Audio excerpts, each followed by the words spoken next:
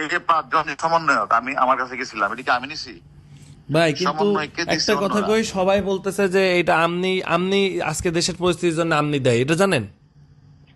এই যে এই সমন্বয়ক গুলার না ধরলে নাকি এত গ্যাঞ্জাম হইতো না, এটা আওয়ামী লীগের লোকজন বলতে। সমন্বয়কে আমি এই কথাটা ক্লিয়ার করবো, এই সমন্বয়কে তো হারুন ধরে নাই।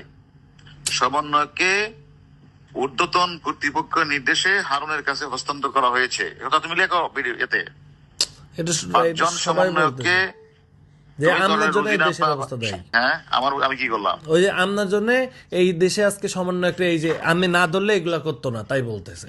আরে গাদা, এই সমন্বয়ককে তো আমি ধরার সমন্বয়ককে আমি ধরলাম, ধরার পরে কি এনে কমিশনার, আইজি, সচিব, প্রধানমন্ত্রী ছিল না? তা তো ছিল, সবাই তো জানতো না? জানতো তো অবশ্যই। তাহলে এই কথাটা আমাকে বলতেছো কেন?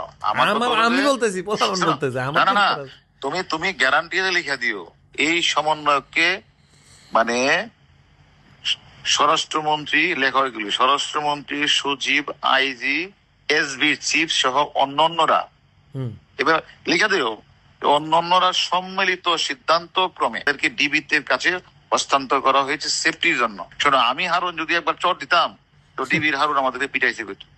আমি এদের সাথে ভালো ব্যবহার করছি, ওদের বাপ মাকে ডাইকে না আমার লোক ভাত খাওয়াইছি, ওদের না ভাত খাওয়াইছি, ওদের বাপ মাকে ভাত খাওয়াইছি।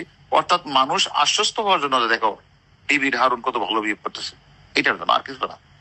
আমার উদ্দেশ্য তো এটা ছিল, যে আদেশটা দিছে আদেশটা পালন করছে। এবং কখনো কি 5 জন একবার বলছে বলো না যে গায়ে হাত দিছে, এটা বলে মারছে করে যাচ্ছে? কখনো কি নুরু বলছে হারুন মারছে? না, এটা প্রশ্নই আসে না। তুমি তো আমার চিনো।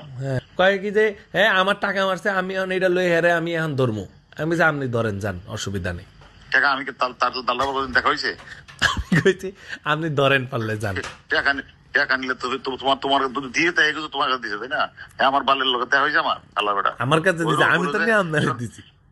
সেটা তো অন্য বিষয়ের কথা, ওর লোক আমার কোনো কথা হয়েছে না, ওর সাথে কথা একটা কথা মনে রাখো, আমি তো বাংলাদেশি আছি, তাই না? সেদিন গোলাম মোল্লা রনি বলছে না যে হারুনের বাপের ক্ষমতা আছে এই 5টা ছেলেকে নিয়ে আসা। তোমার প্রতি আমার বিনীত অনুরোধ, তুমি তো অনেক জায়গায় কথা বলো, যে কথাগুলি হইলে এগুলি বললো, একটু পয়েন্ট দিও, ঠিক আছে? পারলে ঠিক আছে। আচ্ছা।